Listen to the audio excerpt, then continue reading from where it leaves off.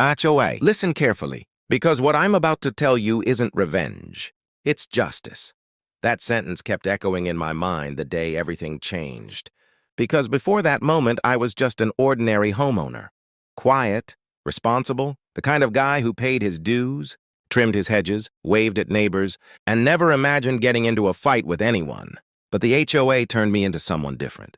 Everything began with my 64-year-old oak tree, the oldest living thing on my property, the first thing I planted when I bought the house. My kids climbed it, my wife decorated it every winter, and it was the one constant piece of my life. And then one Tuesday afternoon, I came home to find it completely gone. Nothing but a fresh stump.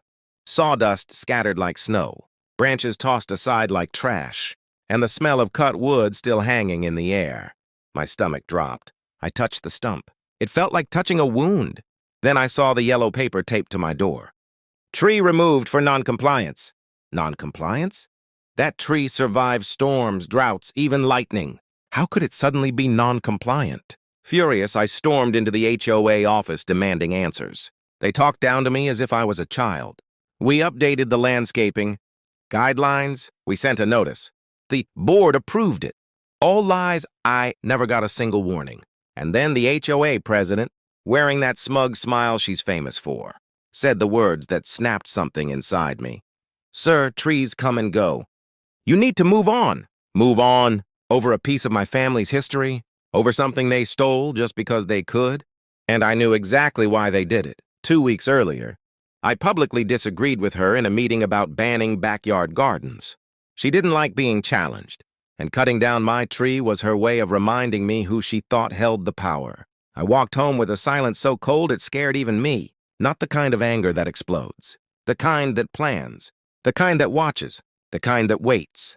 Standing over that stump, I made a promise. If they wanted to cut down one tree without permission, then I would give them 50 more. 50 they couldn't touch. 50 they couldn't remove. 50 they would have to look at every single day, right in front of their office. This wasn't revenge. This was the beginning. The morning after the destruction, I sat on my porch staring at the open wound where my tree used to stand.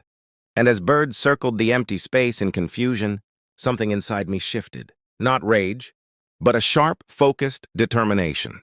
I needed the truth, so I spent the entire day asking neighbors questions, checking old HOA newsletters, digging through meeting notes. And that's when I discovered something interesting. 2 houses, owned by close friends of the HOA president, had recently planted palm trees, and right after that, the HOA quietly updated the landscaping, rules to make palm trees preferred, and trees like mine suddenly non-aesthetic. That's when it hit me. This wasn't about compliance. This was about favoritism and punishing me for disagreeing with the president in a previous meeting. That realization didn't make me angry. It made me dangerous. I called a friend who worked in an environmental reforestation program, someone who owed me a favor. When I told him what happened, he didn't hesitate. How many trees you want? He asked. I didn't even blink. 50, I said. He laughed, then paused. 50 for your yard? Not for my yard, I said.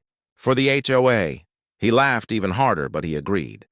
He arranged delivery of 50 baby oak saplings, all registered with the city's greening initiative, meaning the HOA legally couldn't touch them without risking massive fines. Now I just needed the perfect location.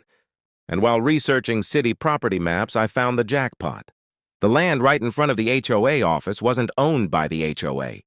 It was classified as city land, which meant any tree planted there became city protected property the second it touched soil. In other words, the HOA had cut down my tree on my private property, but the 50 trees I planned to plant would be on land they had zero control over. The ultimate checkmate.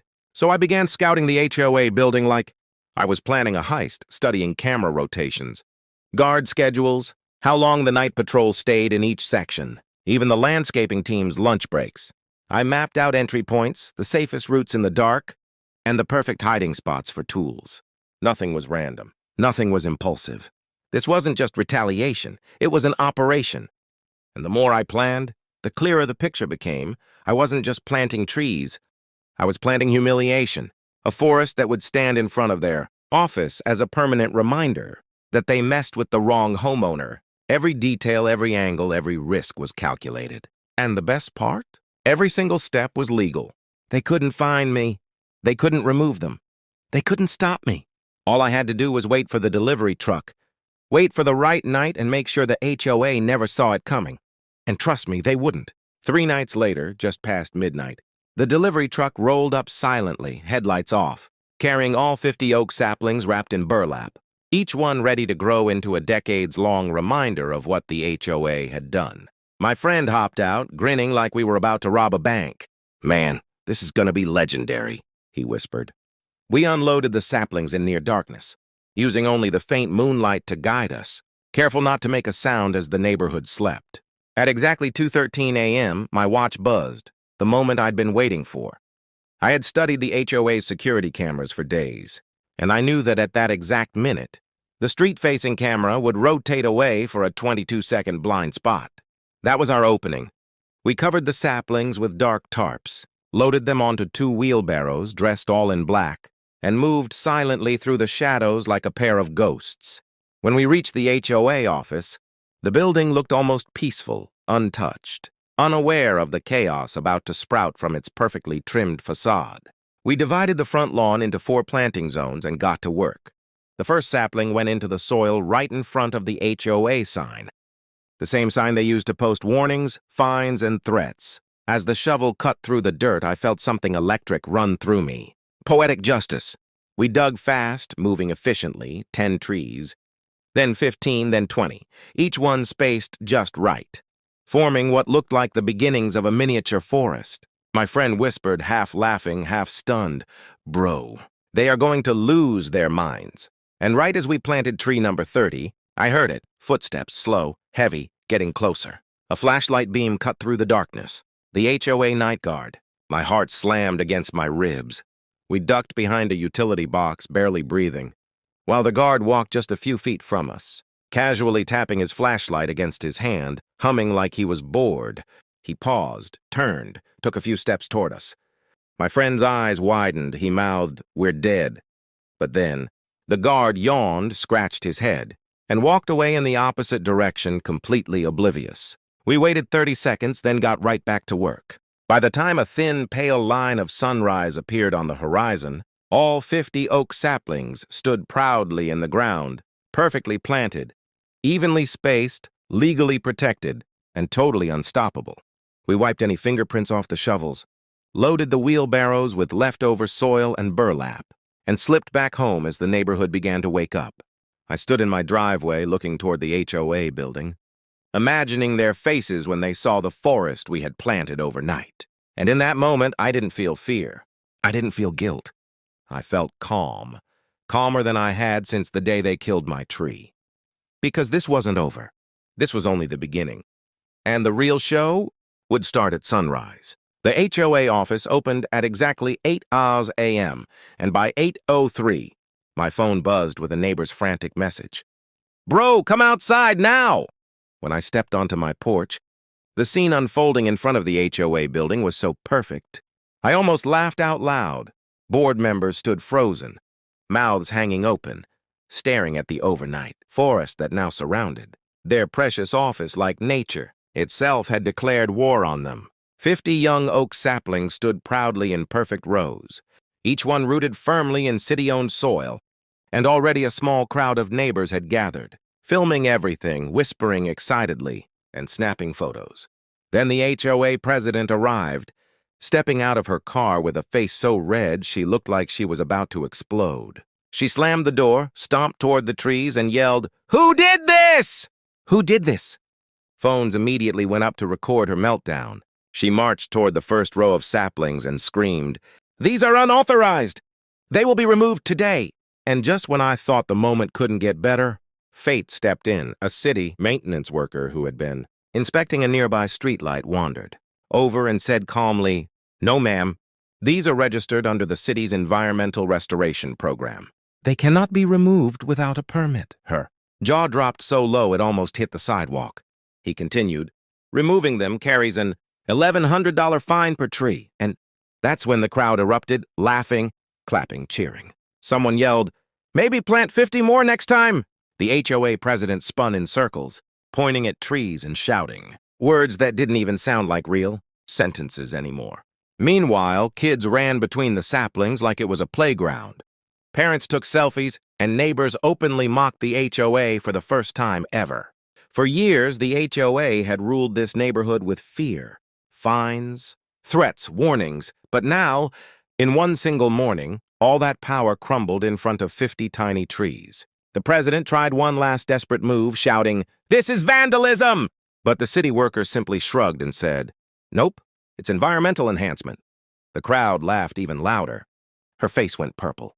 She stomped back into the HOA building, screaming at her board members to fix this immediately, but they looked terrified because they knew touching those trees meant personal fines, legal trouble, and public humiliation. I stayed at a distance, leaning casually against a lamppost, watching everything unfold like I was in the audience of the best drama I'd ever seen. And everyone around me knew I was the one who did it. They whispered, grinned, gave me small nods of approval. The tide had turned. The HOA wasn't feared anymore. They were mocked. And humiliation, I realized, hurts people like them far more than punishment ever could.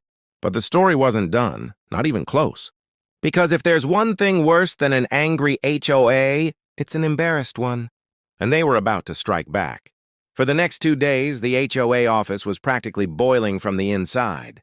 And by the third morning, I got the message I knew was coming. A formal summons to appear before an emergency violation hearing. Oh, they were furious, humiliated, exposed, desperate for revenge. When I walked into the small conference room, 4 board members sat behind a long table, trying hard to look authoritative, while the HOA president glared at me like she wished she could, set me on fire with her eyes. The room was packed. Residents had shown up to watch, crowding the walls, phones ready to record.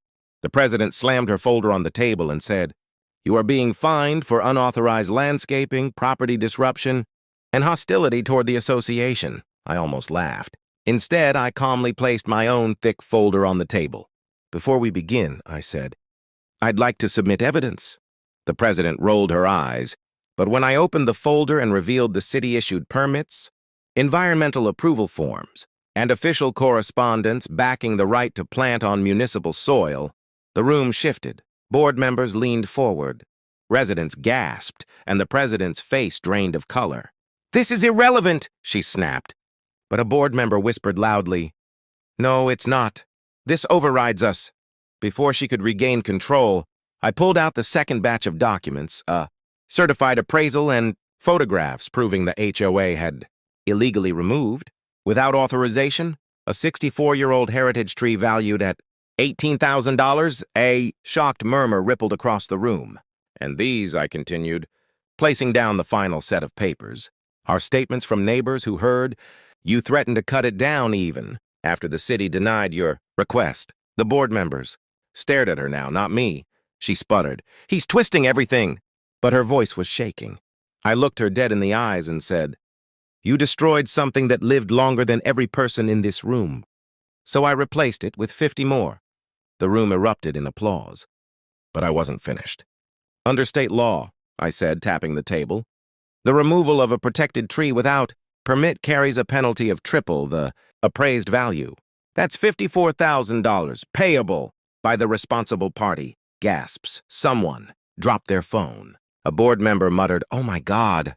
The president looked like she might faint. Then the city inspector stepped out from the back. Yes, he'd come to watch, and said clearly, "He's correct. An investigation is already underway." Chaos exploded. Board members argued, residents shouted, and the president tried to claim the documents were fake, until the inspector shut her down with one sentence. "Ma'am, I already verified all of this." The room fell silent.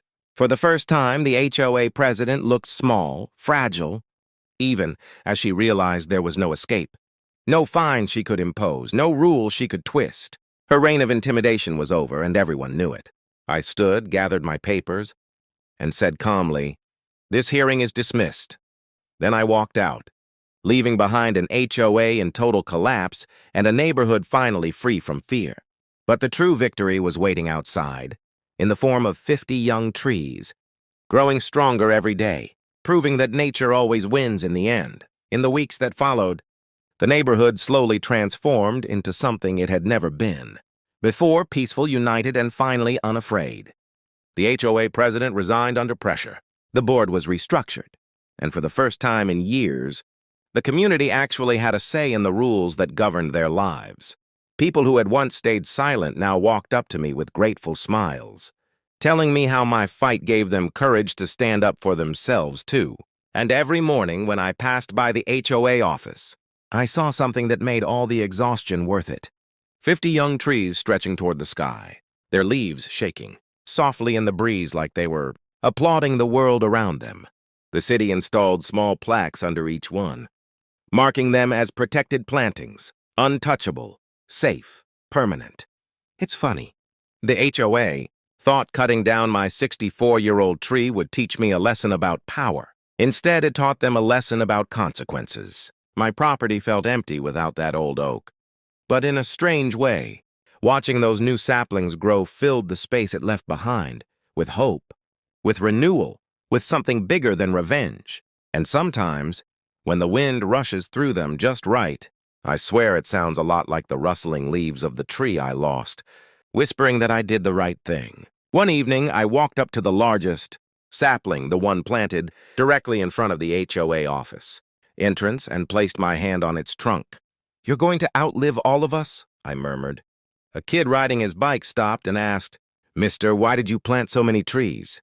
I smiled and said, "Because someone tried to take one from me, and I wanted to make sure no one ever forgets what happens when you mess with something that deserves to grow." Before he rode off, he looked back and said, "They look really cool."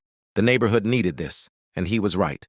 For the first time, instead of arguments and fines and angry letters, people were talking about gardening, shade, beauty, community, things that actually mattered. And as for me, I didn't need revenge anymore. I got something better: justice, change, and a forest that would outlast every petty rule ever written. The old HOA wanted control, but what they got was a reminder, carved into the soil itself, that you can't bulldoze someone's roots and expect them to stay quiet. Some losses grow back stronger, some wounds become forests, and some stories, well, they don't end with destruction, they end with life. So to anyone who ever felt bullied by an HOA, remember this: sometimes the best way to fight back isn't with anger. It's with something that keeps growing long after the shouting stops. Like 50 trees planted in victory, standing tall in front of the very people who tried to cut you down. Want more stories where ordinary people fight back against injustice? Hit subscribe and turn on notifications. You won't believe what happens next.